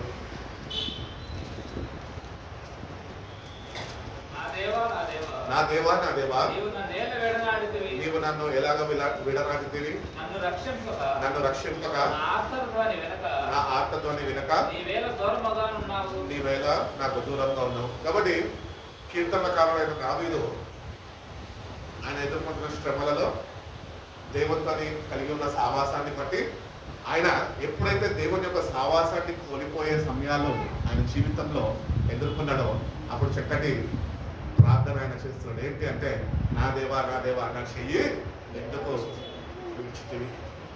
అదే మాటలు మనం చూసుకున్నట్టయితే ప్రభు సినిమాలో మాట్లాడి ఉన్నాడు. దావీదు యొక్క హృదయం యేసయ్య హృదయం ఒకటి కాదా? ఎక్కడ దావీదు, ఎక్కడ యేసయ్య సిల్వ? పాత నిబంధనలో దావీదు పలికిన మాటలు, కొత్త నిబంధనలో ఆఖరి మరణము సంభవించినప్పుడు, మరణము ఇంకా కొద్దిసేపుల్లో మరణిస్తున్నప్పుడు అప్పుడు దేవుడు పలుకొచ్చున్నాడు. అవే మాటలు పలుకొచ్చున్నాడు, నా దేవా నా చెయ్యి ఎందుకు విడిచుకున్నవాడు. కాబట్టి మనం ఒకటొకటి గుర్తించాలి. మన జీవితాల్లో కూడా ఎన్నో శ్రమలు, ఎన్నో పోరాటాల మధ్యలో మనం ఉంటున్నప్పుడు మనము దేవుడు మనం వదిలేస్తాడు అనుకుంటూ ఉంటాం, కానీ దేవుడు ఎప్పుడు మనని విడిచిపెట్టేవాడు కాదు. కానీ ఆ దేవుడు మనం విడిచిపెట్టకుండా ఉన్నాడు అని నీకు తెలియాలి. అటు నిశ్చయత నువ్వు కలిగి ఉండాలంటే కనుక నువ్వు దేవునితో సావాసము కలిగి ఉన్నప్పుడే నువ్వు గుర్తించగలుగుతావు, నా దేవుడు నన్ను విడిచిపెట్టలేదని. మన దేవునితో సావాసం సరైన రీతిలో కలిగలేదు కాబట్టి మన కష్టాలు, మన శ్రమలు, మన ఇరుకులు మనకు ఏమైనా వచ్చినప్పుడు, బాధలు కలిగినప్పుడు మనం అంటే ఏందబ్బా దేవుడు ఇటు రీతిగా నన్ను నష్టపోయినాడా అని ఒక సందేహంతో మనము నింపబడిపోతూ ఉంటాం. అందుకని మన సావాసం దేవునితో ఎప్పుడు సరిచూసుకోవాలి. ఎప్పుడు దేవుడు మనని విడిచిపెట్టలేదు. దేవుడు ఎప్పటి వరకు మనం విడిచిపెట్టలేదు తెలుసా? కల్వరి శిలువలో ఆఖరి క్షణము వరకు కూడా ఆయన నిన్ను విడిచిపెట్టలేదు. అంటే దేవుడు నిన్ను విడిచిపెట్టాడు, ఆయన నిన్ను ఏమాత్రమో విడిచిపెట్టాడు. కాబట్టి దేవుడు మనల్ని ఎప్పుడు విడిచిపెట్టేవాడు కాదు. మనమే మన ఇష్టానుసారంగా త్రోవ తప్పిపోయినామంట. బైబిల్లో చదువుకున్నాం కదా, మనమే త్రోవ తప్పిపోయినామంట. దూరంగా మన ఇష్టానుసారంగా మనము జీవిస్తున్నామంట. అంటే మనమే దేవుని యొక్క చేతిని విడిచిపెట్టేసి ఈ లోకంలో మనము తిరుగుతున్నాం. ఎందుకంటే పాపముతోని ప్రేరేపింపబడినప్పుడు దేవునితోని సావాసం కోల్పోతాం. ఈ లోకంతోని సాంగత్యం మనం కలిగినప్పుడు దేవుని యొక్క సావాసం మనము కోల్పోతుంటాం. బైబిల్ చదివిస్తుంది కదా, ఈ లోకంతోని స్నేహము దేవునితోని వదిలము. కాబట్టి ఈ లోకంలో ఉంటున్న మనము దేవునితో సావాసం కలిగి ఉన్నప్పుడు మనం దేవుని సావాసంలో మనం నిలిచి ఉండే వారిగా ఉండాలి. దేవుని సావాసంలో నిలిచి ఉండాలంటే ఒకటి మందిరానికి వచ్చినప్పుడు దేవుని సావాసం కాదు, నువ్వు జీవించినంత కాలము ఆయన సావాసంలో ఉండాలి. నువ్వు ఎప్పుడైతే ఆయన సావాసాన్ని విడిచిపెట్టి ఈ లోకంలోకి నువ్వు వెళ్తావో, లోక సావాసంలోకి నువ్వు వెళ్తావో, అప్పుడు దేవుని సావాసాన్ని నువ్వు విడిచిపెట్టి వాడివై అయిపోతావు. అందుకని మనం ఎప్పుడు దేవుని సావాసాన్ని విడిచిపెట్టాలి. దేవుని కొరకు కావాలంటే మీ ఫ్రెండ్స్ వదిలేసి, కానీ దేవుడిని ఎప్పుడు మీ జీవితంలో విడిచిపెట్టదు. నేను ఈరోజు ఇక్కడ ఉండడానికి నాకు ఉన్న కారణం కూడా అదే. నా ఫ్రెండ్స్ అందరికీ నేను వదిలేసాను కాబట్టి ఈరోజు ఇక్కడ ఉన్నాను. అదే నా ఫ్రెండ్స్ అందరికీ నేను వదలలేనండి అని చెప్పి నేను వాళ్ళతో కూడా ఇక్కడ ఉంటే ఇక్కడ దేవుడు నన్ను ఉంచేటోడు కాదు, ఇంకా మరొకరిని వేరొకరిని సిద్ధపరచుకొని ఆయన వాడుకునేటోడు. కానీ అటు రీతిగా కాక ఈ లోక స్నేహము దేవుడితో వైరమాన్ని గుర్తించి మనం దేవునికి స్నేహితులుగా ఉన్నాం, తన బిడ్డలుగా ఉంటున్నాం. లోకంతో ఏమాత్రమో సాంగత్యం కలిగి జీవించక దేవుని యొక్క సావాసంలో మనము బలపరచబడుతుండాలా, అటు సావాసంలో నిలిచి ఉండాలా, అటు సావాసంలో మనము ముందుకు కొనసాగాలి. అప్పుడు దేవుడు మనం ఎప్పుడు విడిచిపెట్టేవాడుగా ఉండడు. మనము ఆయన చెయ్యి వచ్చేస్తాం, ఆయన మన చెయ్యిని ఎప్పుడు విడిచిపెట్టాడు. అందుకనే మనము దేవుడిని దేవా నా చెయ్యి పట్టుకొని మనం అడగద్దు, కానీ మన చెయ్యి ఆయనకి ఇచ్చేసి ప్రభావిని నువ్వు పట్టుకో, నీ చేతిలో నువ్వు పట్టుకుంటే ఇది ఎప్పుడు నువ్వు విడిచిపెట్టాలన్న విశ్వాసం నాలో ఉంది అని మనము గుర్తించేవారుగా మనము ఉండాలి అని దేవుడు ఎంతగానో కోరుకుంటున్నాడు. కాబట్టి ఈ ఇమోషనల్ సఫరింగ్స్ లో మత్తయి సువార్త 27:46 వాక్యంలో కూడా అంటారు కదా, నా దేవా నా చెయ్యి ఎందుకు నువ్వు విడిచితివి. కాబట్టి అంత ఘోరమైన శ్రమలు పొందుకొని ఎంత పీక్ లెవెల్స్కి వెళ్ళిపోయాడు అంటే శ్రమలలో అన్ని కోల్పోయినాడు, మన కొరకు అన్నింటినీ వదిలేశాడు. ఇంకా లాస్ట్కి ఎటువంటి భయంకరమైన సిచ్యువేషన్ వచ్చేసింది అంటే ఇంకా తండ్రి కూడా చెయ్యి విడిచిపెట్టే సమయం వరకు ఆయన దిగజారిపోయినాడు, నీ కొరకు నా కొరకు.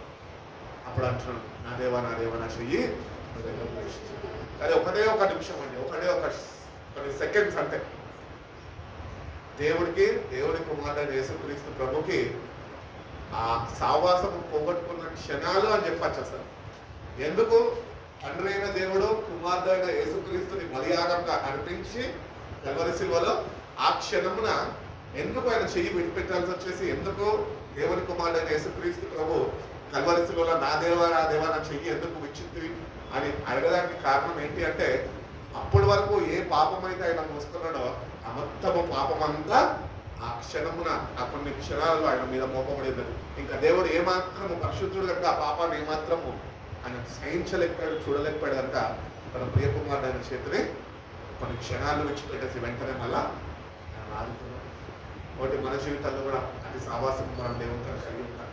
మన పాపము దేవుని సావాసాన్ని అడ్డుపడుతూ ఉంటుంది. కాబట్టి ఎప్పుడైతే ఆ పాపముతోనే మనము ప్రేరేపింపబడుతూ ఆ పాపంతో ఎప్పుడైతే మనము మన జీవితాల్లో ఉంటామో దేవుడు మన చెయ్యి విడిచిపెట్టేస్తాడు. ఆ పాపము మనలో ఉన్నంత వరకు దేవుడు మనని ఏమాత్రమో చూడలేడు, సహించుకోలేడు. కాబట్టి ఆయనకు ఇష్టలుగా మనం మారాలి అంటే మనం కూడా మన జీవితాన్ని ఆయనకు సమర్పించుకొని దేవుడు ఎట్టి రీతిగా అయితే ఆ కొద్ది క్షణాలు తన కుమారుడు చేతిని విడిచిపెట్టడం, అటు రీతిగా ఎన్నడూ దేవుడు మన చెయ్యి విడవకుండా మన ప్రతి ఒక్క పాపంని ఆయనకి అప్పగించేసి మనం కూడా దేవునితో సావాసము కలిగి జీవించే వారమై ఉండాలి అని దేవుడు కోరుకుంటున్నాడు. కాబట్టి దేవుని యొక్క శిలువ యొక్క శ్రమలు ధ్యానిస్తున్నప్పుడు మనకి ఏం నేర్పిస్తుంది అంటే, no to the temptation of sin. పాపము ప్రేరేపిస్తున్నప్పుడు దానికి వద్దు అని నువ్వు చెప్పేవాడిగా నువ్వు ఉండాలి. కాబట్టి మనం ఎప్పుడైనా పాపం మనం ప్రేరేపిస్తుంది, అనేక విధాలుగా పాపముకి లోనైపోతుంటాం. మనం ఆ పాపాన్ని మనం గుర్తించి ఎప్పుడైతే సిల్వని మనం ధ్యానిస్తుంటామో, శక్తితో నింపబడుతుంటామో, అప్పుడు పాపాన్ని పసిగట్టి వద్దు ఇది పాపము అని చెప్పి మనము దూరంగా పారిపోగలుగుతాం. కాబట్టి ఆ పాపాన్ని మనం గుర్తించేవారుగా ఆ పరిశుద్ధతలో మనము నిలిచి ఉండేవారుగా మనం ఉండాలి. రోమీయులకు రాసిన పత్రిక 8వ అధ్యాయం 17వ వాక్యము చూసుకొని ముగించుకుందాం. 8వ అధ్యాయము 17వ వాక్యం. కాబట్టి సహోదరులారా శరీరానుసారంగా ప్రవర్తించుటకు మనం శరీరంకు రుణస్థులం కాము. శరీరానుసారంగా ప్రవర్తించిన ఎడల సావవలసిన వారే ఎదురు గాని ఆత్మచేత శరీర క్రియలను చంపిన ఎడల జీవించగలరు. ఇక్కడ చదివినమ్మా 8. చదవమ్మా. మనము పిల్లలమైతే వారసులము అనగా దేవుని వారసులము క్రీస్తుతో కూడా మహిమ పొందుటకు ఆయనతో శ్రమ పడిన ఎడల క్రీస్తు తోటి వారసులము. కాబట్టి క్రీస్తు యొక్క శ్రమలలో మనము కూడా we have to partake in the sufferings of Christ.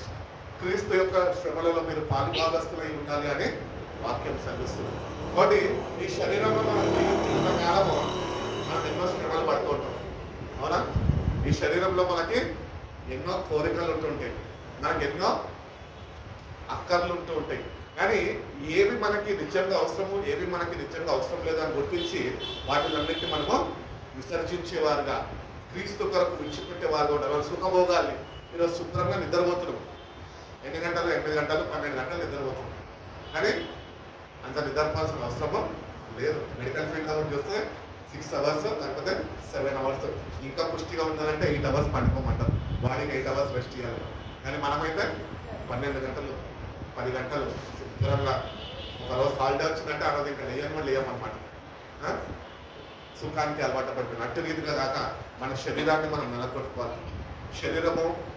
ఈ శరీరంలో జీవిస్తున్న మనము శరీరానికి ఎన్నో కోరికలు ఉంటాయి, శరీర ఇచ్చలు ఉంటాయి. ఇవన్నింటినీ మనము విసర్జించేవారుగా, అవే క్రీస్తు యొక్క శ్రమలు అంటే. ఇప్పుడు నాకు అవసరం లేదు కానీ నాకు ఒక కోరిక ఉంది, అంత కావాలని. దాన్ని నేను విసర్జించినప్పుడే నేను క్రీస్తు యొక్క శ్రమలలో పాలుభాగస్తుని అవుతాను. నా దగ్గర డబ్బులు ఉండొచ్చు, నా దగ్గర ధనం ఉండొచ్చు, నేను వెళ్ళి చేయొచ్చు, నేను అనుభవించవచ్చు. కానీ క్రీస్తు యొక్క శ్రమలలో పాలుభాగస్తున్నారంటే లేదు నేను చెయ్యకూడదు, అది నాకు అవసరం లేదు, నేను అట్టి రీతిగా సుఖపడడానికి దేవుడి చిత్తం కాదు అని గుర్తించి నన్ను నేను విసర్జించుకొని నన్ను నేను నా శరీరాన్ని నల్లగొట్టుకోవడమే క్రీస్తు యొక్క శ్రమలలో పాలుభాగస్థము పొందడము అని దేవుని వాక్యము సెలవిస్తుంది. కాబట్టి share in his sufferings in order that we may share in his glory. మనం ఇక్కడ ఆయనతో శ్రమ పడితే ఆయనతో రేపు మహిమలో మనము ఆయనతో ఆనందించగలుగుతాం. కాబట్టి ఈ శరీరంలో ఉంటున్నంత వరకు ఈ శరీర ఇచ్చలని, శరీర కోరికలు అన్నింటినీ మనము జయించేవారమే ఉండాలి. ఆయన మన కొరకు ఆయన శరీరంలో సర్వాన్ని జయించి ఉన్నాడు. ఈ లోకంలో ఒక సవాల్ ఇస్తున్నాడు, నాకు పాపం ఉందని మీలో ఎవరైనా రుజువు చేయగలరా అన్నాడు.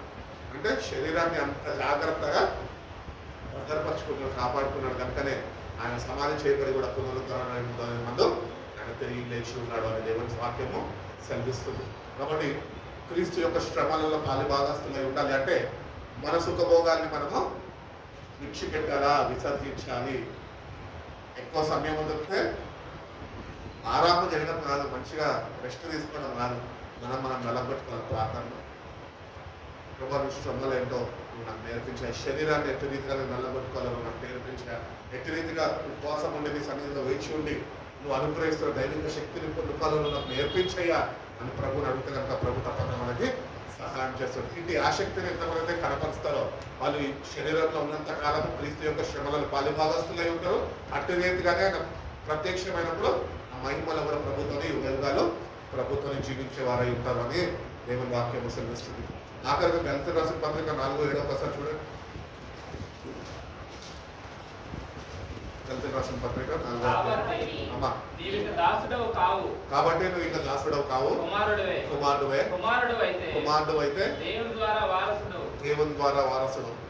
కాబట్టి మనం ఇంకేమాత్రము దాసులము కాదు, మనము దేని కింద దాసపు కాడి కింద మనం ఉండడానికి వీలు లేదు. మనం ఆయన కుమారులమే. కాబట్టి దేవుని బిడ్డలుగా దేవుని ఆత్మని పొందుకొని ఆ వాక్యము చేత మన జీవితాన్ని కట్టబడుతూ దేవుని కొరకు మనం జీవించే వరకు ఆయన శిల్వ త్యాగము నీ కొరకు నా కొరకు ఏదో తిరిగి చేయలేదు, ఏ రక్షణను అనుగ్రహించలేదు. కానీ ఆయన కొరకు మనం జీవించాలని మన జీవితాల్లో ఆయన కొరకు సమర్పించుకొని ప్రభు వలె క్రీస్తు యొక్క శ్రమలలో పాలుభాగస్తులై మనం కూడా ఆయన వలె ఈ శరీరంలో ఉన్నంత కాలము మనం కూడా శరీరంని జయించే వారుగా ఆ జయ జీవితాన్ని పొందుకొని జీవించే వారుగా ముందుకు కొనసాగాలి అని దేవుడు ఎంతగానో కోరుకున్నాడు. పేతురు రాసిన మొదటి పత్రిక 4:13 ఒక్కటి చూసుకొని ముగించుకున్నాం.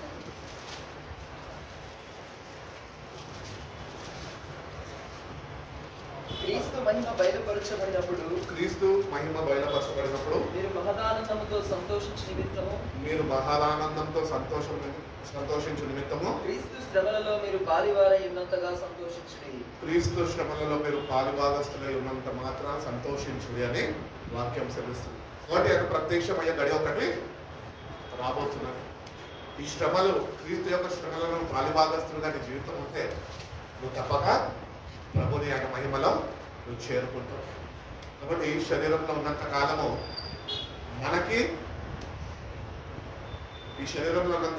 మనకి ఇంకా ఆత్మకి ఒక పోరాటం జరుగుతూ ఉంటుంది.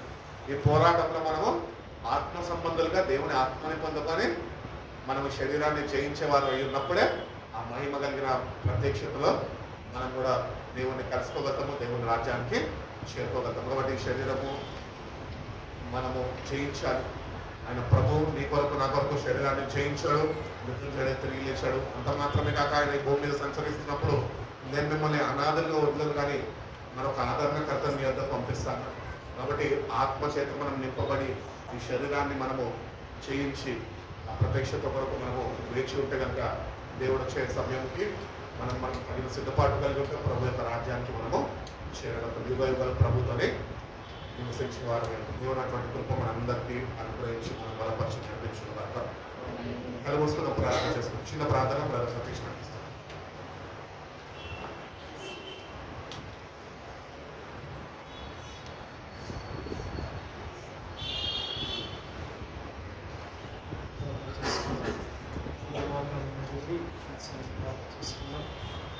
సార్ ఆలోచన కలిగి దేవుడు మన దోషము, మన అపరాధము, మన తిరుగుబాటు స్వభావం, గొర్రెల వలె తప్పిపోయిన మన జీవితాలను ఆయన భూలోకానికి దిగి వచ్చి ఆయన మన పాప దోషముల నిమిత్తమై రక్తమును కార్చి చిందించబడి మన అపరాధములను పాప దోషములను ఆయన భరించి ఇది ఎలా తప్పిపోయిన మన బిడ్డలను, మన జీవితాలను, ఆత్మలను కాపాడుతూ రక్షిస్తూ మన కాపరి అయి మన దేవాది దేవుడై ఈ దినాన్ని మనకి ఇచ్చిన గొప్ప అవకాశాన్ని బట్టి ఒకసారి జ్ఞాపకం చేసుకున్నాం. పరిశుద్ధుడైన తండ్రి, నీకు వందనాలు, స్తుతి, స్తోత్రాలు. దేవా, ఇదిగోనైనా మా అపరాధములు, మా పాప దోషములు, అయా మా తిరుగుబాటు స్వభావం, మా మనస్సులు నీకు చెడ్డగా ఉండగా మమ్మల్ని త్రోసివేయక, మమ్మల్ని విడిచిపెట్టక, అయా మమ్మల్ని దేవ భారవేయక, అయా మమ్మల్ని కడుగుటకు శుద్ధి చేయటకు, అయా ఇదిగోనైనా కలవరిలో అయా శ్రమ పడుటకు మీరు మా కోసం వచ్చి ఉన్నారు. దేవా, ఈ రాత్రికాల సమయంలో అయా నీ యొక్క శిలువ త్యాగాన్ని, శిలువలో ఎంతగా నీవు అయా నన్ను మౌనముగా ఉండి మా కొరకు దేవా బలియాగమయ్యావో, మమ్మల్ని రక్షించుటకు, మా ఆత్మను కాపాడుటకు దేవా, మమ్మల్ని దేవ నీ వైపు త్రిప్పుటకు దేవ నా యేసయ్య ఒక్కొక్కరిని దేవ మీరు బలపరుస్తున్న విధానం బట్టి స్తోత్రాలు ప్రభువా.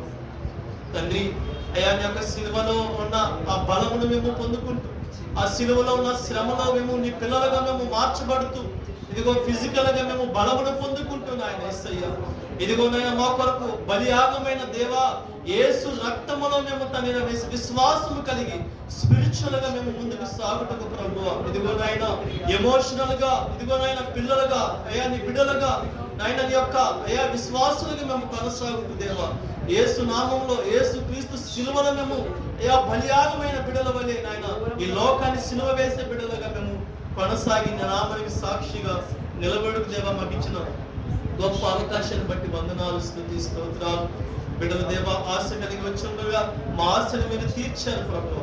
మేము ఫిజికల్ గా బలమును పొందుకోవాలి ప్రభువా, స్పిరిచువల్ గా మా ఆత్మీయ జీవితము యేసు రక్తముల విశ్వాసము కలిగి ఉండాలి ప్రభువా. అట్టి కృపాక్షేమాన్ని అయా మా సంఘ బిడ్డలందరికీ మీరు దయచేయండి.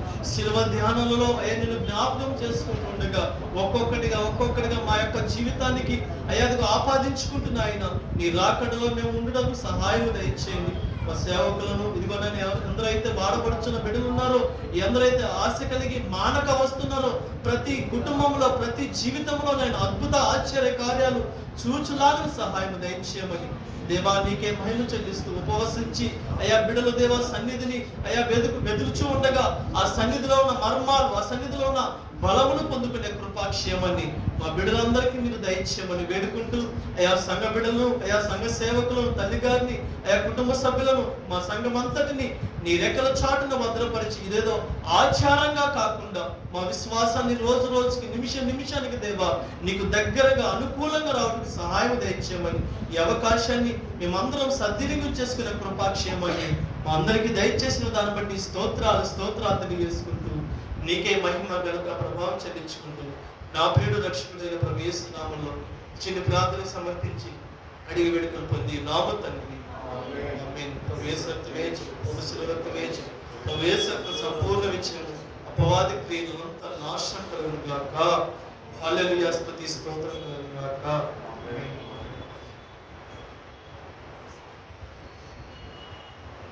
Praise the lord.